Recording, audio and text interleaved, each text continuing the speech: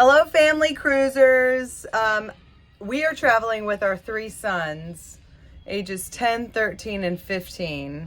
And this is our third Royal Caribbean cruise. And I just wanted to show you how the room is laid out with three people. So they split the king bed into two beds. And then there is a sofa bed, a sofa that they turn into a bed.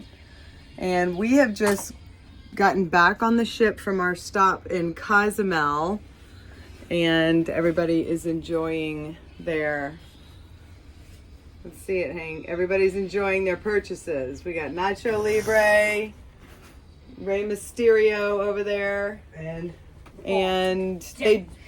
they do have the standard bathroom. Now, I will tell you that if you get the adjoining rooms, which we have had twice before, the adjoining rooms actually have a little bit more space, because over here on this wall, where there is an adjoining room, an adjoining door, there's more room for the door to swing open right here. And these beds, in this case, are pretty tight.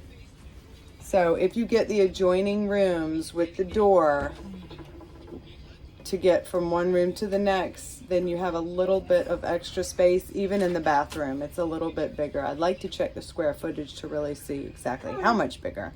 Anyway, I thought I would help you by showing you how they lay out a room for three.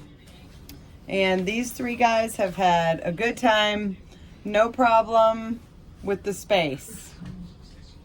So if you're considering cruising with your family of 5 and putting your 3 kids in one room, what do y'all think, guys? Great. It's good. The shower is great. It's got such hot water. Rainbow Stereo.